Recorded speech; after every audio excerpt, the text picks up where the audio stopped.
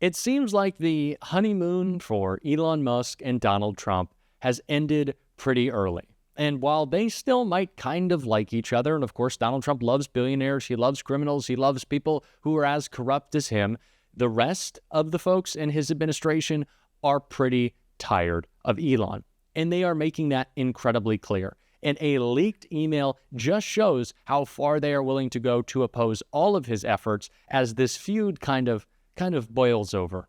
And you know I love a MAGA civil war, and you are going to love it as well. And we are going to get into all of that. But before we do, if I could quickly ask you to leave a like on this video, and if you haven't already and you enjoy our channel, to hit that subscribe button. It goes a long way, and it really does mean a lot to me. Now, before we get into all that is going on with the MAGA pushback to Elon Musk, I want to see some Democratic pushback to Elon Musk that I didn't think got highlighted nearly enough from AOC, calling out Elon right here. Are you all ready for this fight? Yeah! You all ready to lock in? Yeah! We are not giving up this country without a fight. Isn't that right? We will not give up on our people and the institutions and the programs and the services that help people live their lives without a fight. So if they want us to go down, they should know we are not going down without the biggest fight they have ever seen. I want you all to know that we have a plan and that we need one another in this moment. This moment is bigger than any one of us. This moment takes all of us. But we will win.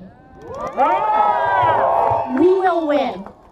These folks, Elon Musk and whatever group of corrupt people he's got coming in here, looting Social Security, looting our federal programs. We had countless more people that were laid off unjustly this weekend. How many of you know someone that's been affected by this? People need to understand that federal workers do work that is part of the lifeblood of our society. National Park Service workers, National Forest Service workers, everyday working people, sometimes the only vacation they can afford to take their kids on is to our national public lands, to our national public parks and services.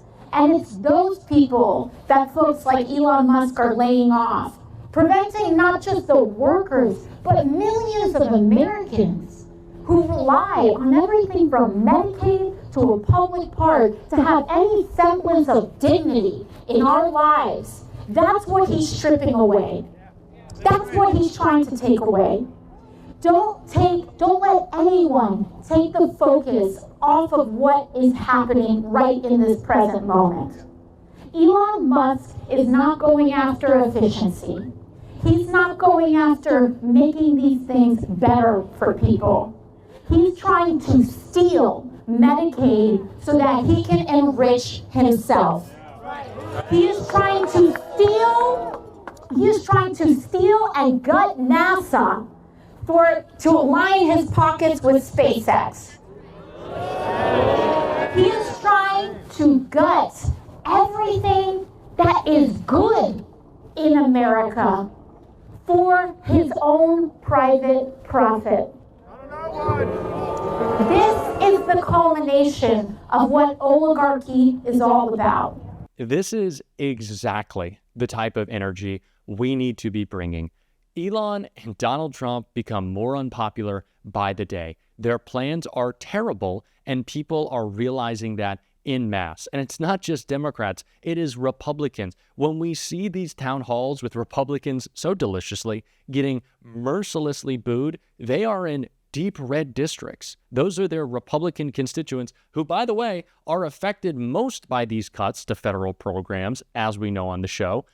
Red states need it way more than New York and California do, and they're furious. But again, it's not just MAGA voters, it is also Donald Trump's own government turning on Elon Musk. And I want to get into that in this story right here. Kash Patel tells FBI staff to ignore Elon Musk's productivity email as signs of power struggles emerge in D.C. Elon Musk's email ultimatum to federal workers sent as a part of his supposedly unofficial role as the leader of the Department of Government Efficiency is facing pushback from across Washington, D.C. just hours after it was sent.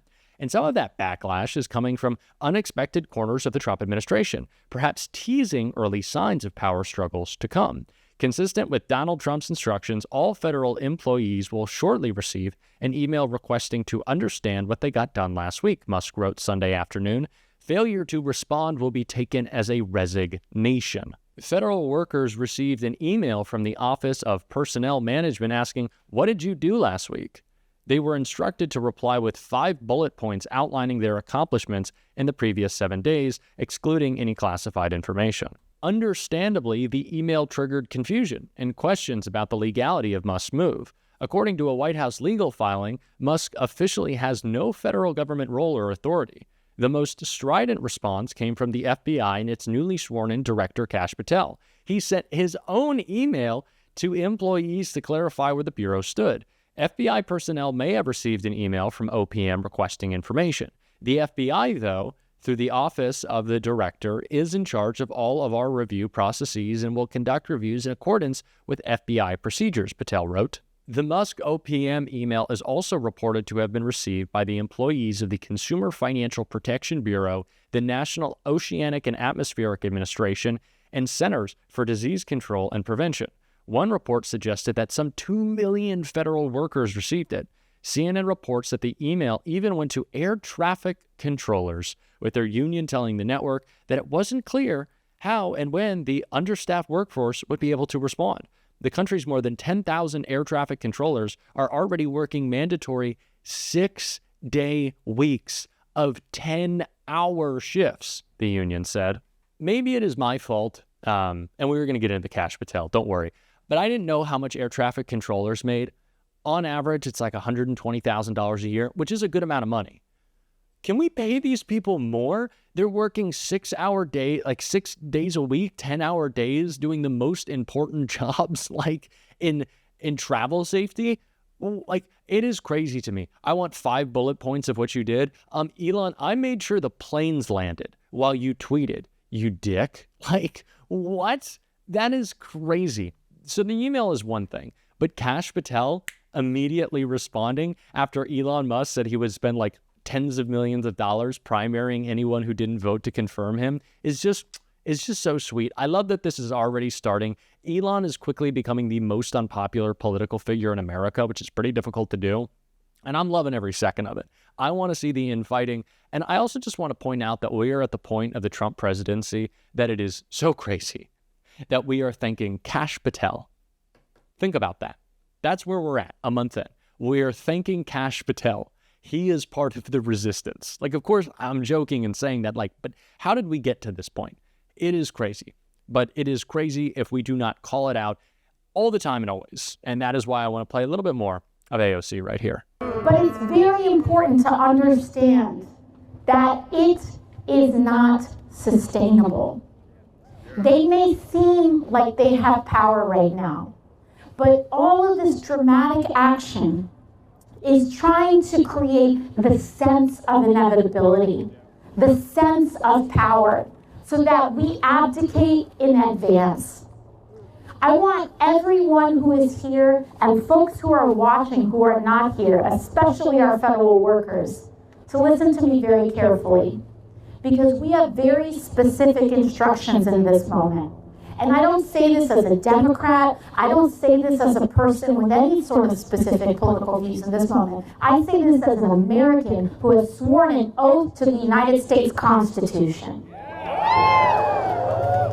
And as someone who cares about this Constitution and who cares about this country, we have an obligation to resist kings. We have an obligation to resist oligarchs. We have a sworn duty to this nation to resist oligarchy, including any billionaire that tries to undermine our Constitution. America is not for sale. They are only as powerful as we consent to believe them to be powerful. So when we are sitting down and they try to storm these offices and dismiss people, the key here, make them. Make them. Don't agree in advance. Don't go quietly. Don't make it easy. Make them. And there are specific ways that we all can do it. Document it. They want to do something? Put it in an email. And I say this very intentionally because we will work in the streets, in the courts, in public opinion, in our art, everywhere. We can overwhelm them. We outnumber them. Understand our power in this moment. Don't give up our power. Don't shy away from our power. Every small action matters. They want us to give in to this idea of meaninglessness. They want us to be seduced by nihilism. They want us to be cowed down by cynicism. Don't let them. Every action matters. Make them. Every 5 minutes you stall matters. Every email you send forcing that little extra layer to ensure that they comply with the law matters. It matters because you have to understand that we are working in tandem. There is no act too small. That does not matter. Every single action matters. And so when they try to come in, make them. Make them show a warrant. Make them show a document. Make them assert their authority. Ask them, who are you? Who are you? Because at the end of the day, they're no one. They're just like you, and they're just like me. And he's running around because he thinks he's got a bank account with a lot of zeros in it, that it makes him some kind of super citizen. I don't think so. This is America. So I want you all to know that being here matters. The constant pressure matters. We will resist. We will prevail. We outnumber them. They cannot sustain, and we cannot give up. So thank you, everyone. Let's keep pushing it. See you next time. This is how we have to deliver this message, and we got to do it every single day. And you know we're going to be doing it on this show. And if you want to support that, as always, you can hit that subscribe button. You can leave a like on this video. And if you stuck around to the end, you can drop a blue heart in the comments. And until next time, I'll see you soon.